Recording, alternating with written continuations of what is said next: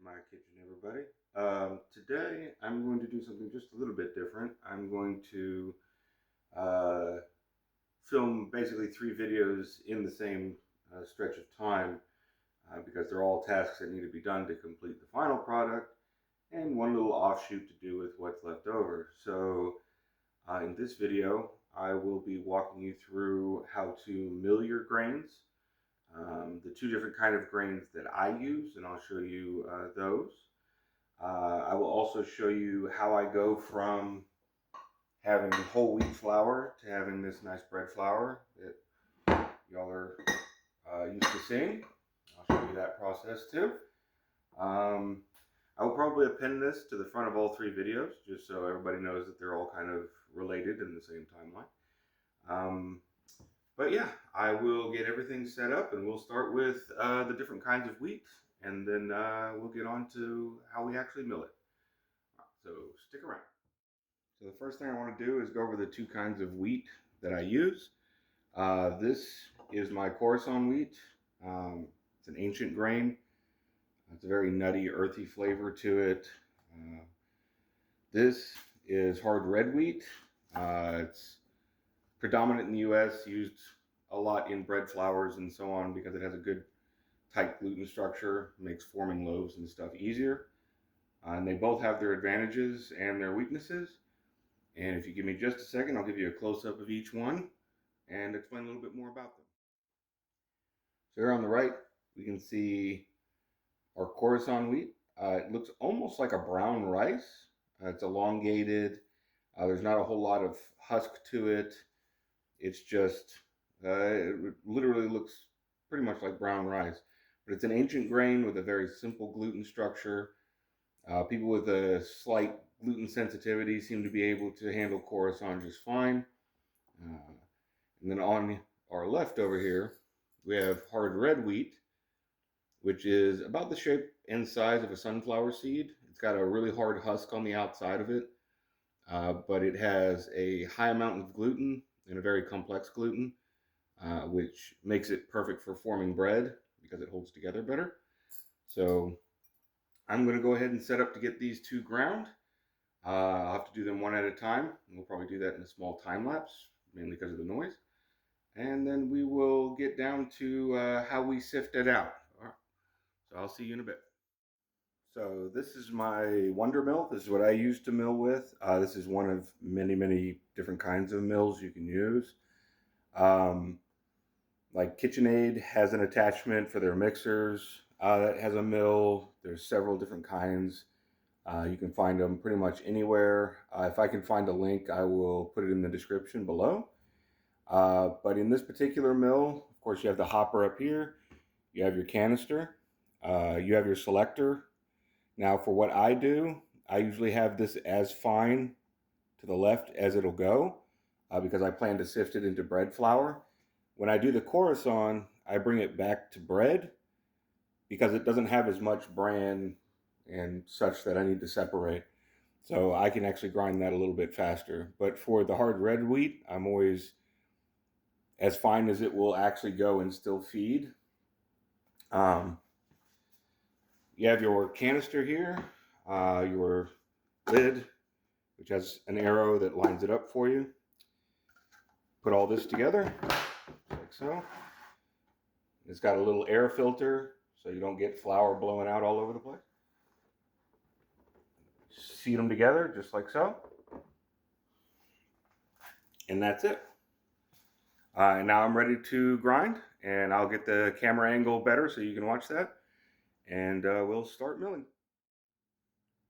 Now, before I actually start grinding, I'm going to show you the process manually of what I'm doing. But I'm not actually going to have audio during the milling process, just because it's like a jet engine. You won't be able to hear me anyway. But basically, all I'm going to do is I'm going to take my hard red wheat first in a cup.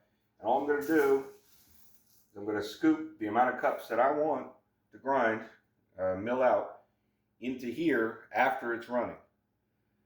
Because you need it to be running first. This will grind up to 6 cups of hard grain at a time before you have to empty this. So I'm going to go ahead and start milling, and from here on out, it's probably going to be quiet, or maybe I'll put some music over it.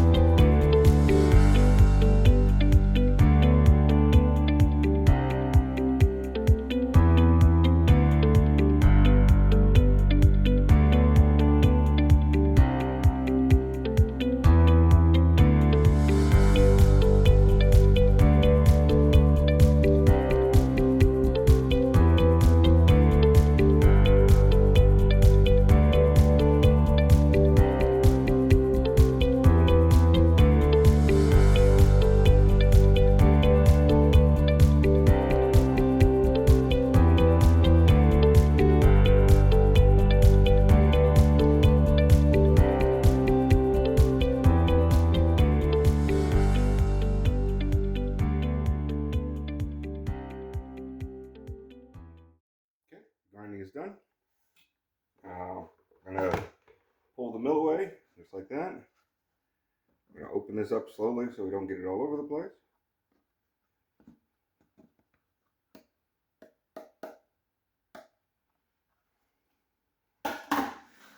Just like that. Have some nice whole wheat flour, because it still has all the bran in the grain. And so what we're going to do to make this into bread flour is we're going to sift it.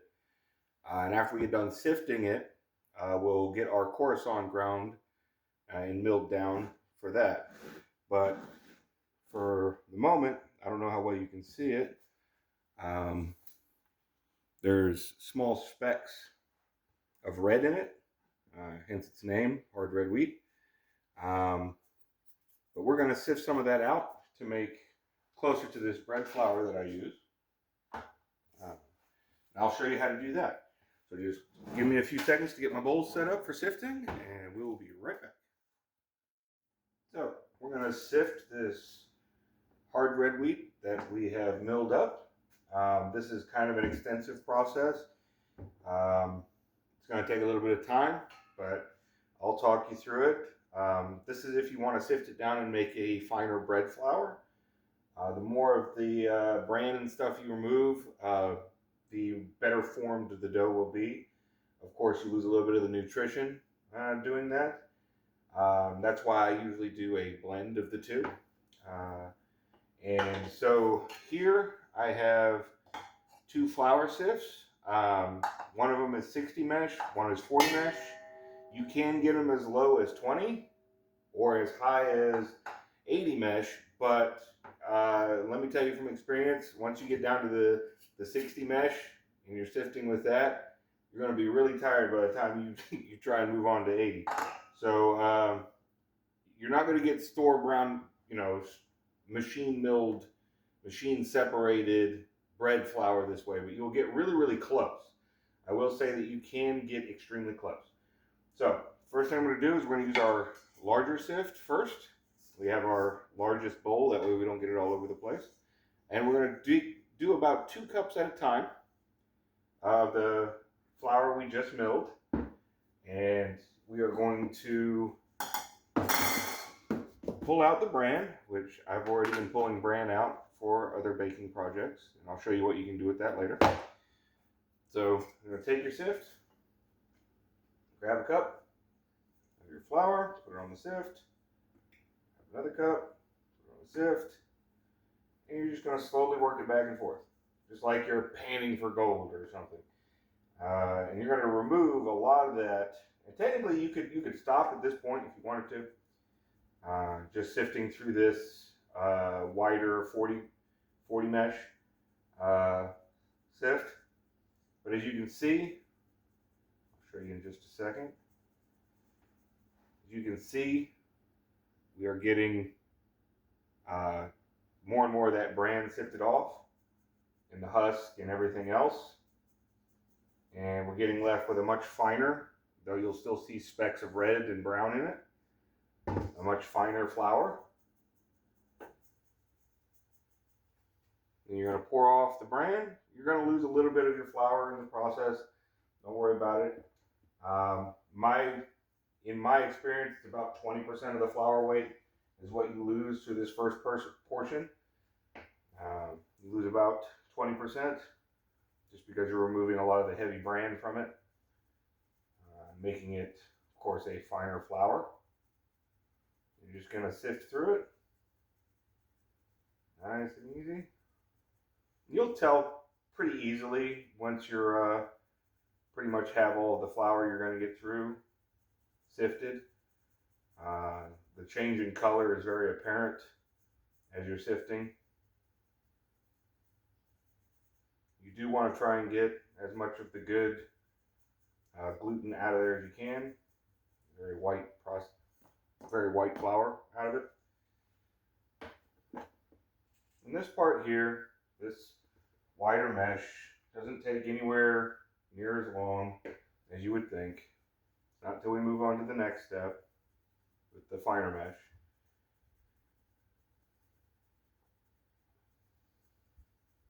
And of course, you know, you're never going to get, I mean, technically you could, you'd be burning a lot of time, but they use high vibration, you know, very thin mesh separators for store-bred flour. So for you to get that kind of result, especially manually, without some kind of mechanical means, and I will be looking around to see if there is a mechanical means of doing that that's affordable and, you know, not overly clunky. Because this is actually very simple, but it is, you know, slightly time consuming. Not bad. So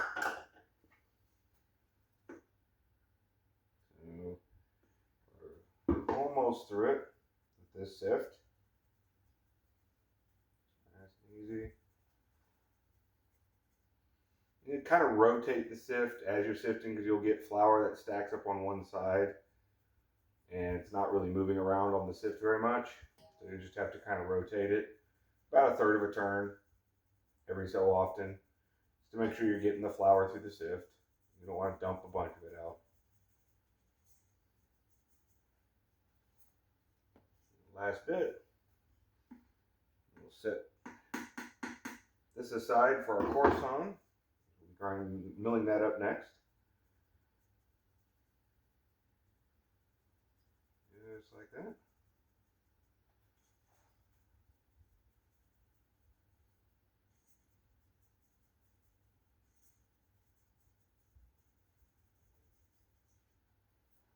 Just like that, we've removed a ton of the bran out.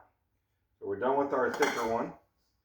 Our flour still has, you know, specks of bran and stuff in it. We're going to take our medium-sized bowl. We're going to transfer the flour from the larger bowl into the medium bowl. Should be easy enough. Like that. That way we still have our large bowl so we don't get things all over the place. Now we're going to take our finer sift. Now you're only going to do a cup at a time, maybe 3/4 of a cup at a time through this one. So, this process is going to take a little bit longer. You're just going to put 1 cup at a time. You're going to sift it down. In this process, you're going to feel like it's taking forever, and because it is.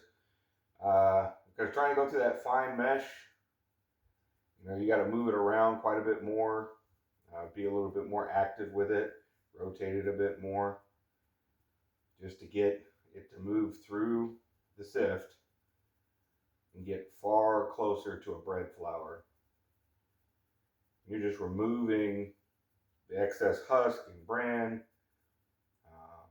There are a lot of things you can do with this bran. I'm going to show you that in the second video of this series.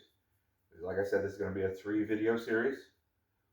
I will I'll show you what we can do with this bran, a couple of different things we can do with it. And it's a much finer bran at this point, but the flour is also almost completely white. It does have a tan hue to it still, but it is very, very fine, just like you want it for bread flour. So we're going to work our way through this flour a little bit at a time. Nothing fancy. And really, you can put on some music, you can put on a video on the TV, something, anything, because this is going to take a minute. And I may fast forward a bit and put some music over this. So, because to be perfectly honest, this is going to take about 20 minutes, maybe 15 minutes if I'm quick.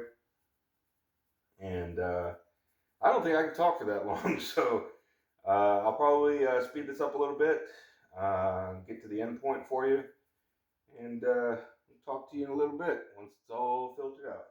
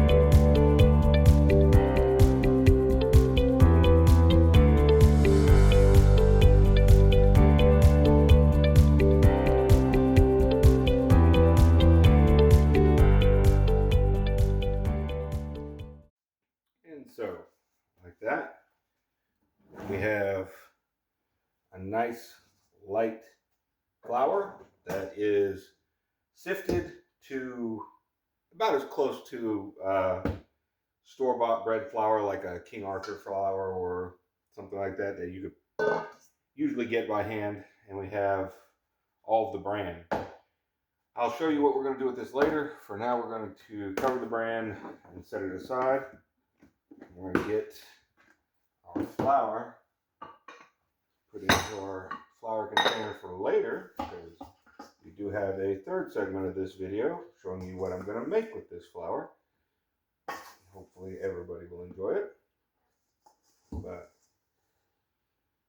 usually with fresh milled flour, you can keep it in a covered container for upwards of about a week or so.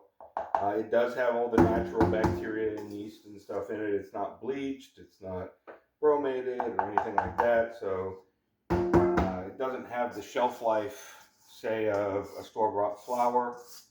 But as long as you keep it dry and sealed up, it does a pretty good job. You can freeze it if you have to. Another thing I'd like to go over really quick, these sifts, they're not very expensive. I actually got these ones off of Amazon, and somebody suggested in my comments and in my messages that I should start an affiliate link just in case somebody would like to get some of the things that I work with. So both the mill that I use and the sifts, I'll put on links to those in this video if you guys would like. I want to say these were less than $20, these sifts, and they've worked great. I've sifted probably close to 80 pounds worth of flour with them so far. No problems, no breaks, no nothing. Easy to rinse. No problems with it at all. So, yep, if you would like to take a look at those, you can. Links will be in the description. Other than that, we're going to go ahead and set up to mill our Khorasan wheat, which we will not be sifting, because we want to leave that in its whole wheat configuration. And so when I come back, once I get all this cleaned up, come back and we'll get that milk.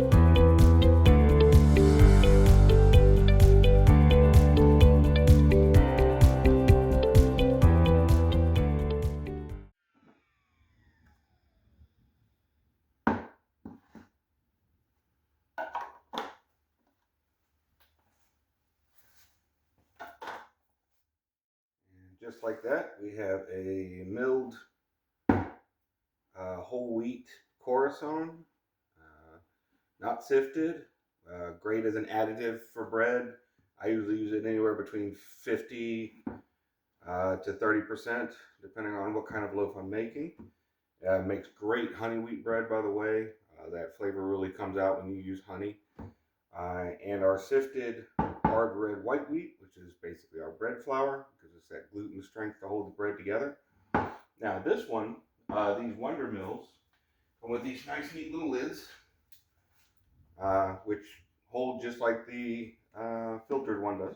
So you can seal it up and set it aside, because for this recipe, for this video set, I'm not going to be using it, but I do still need it for my sourdough starter.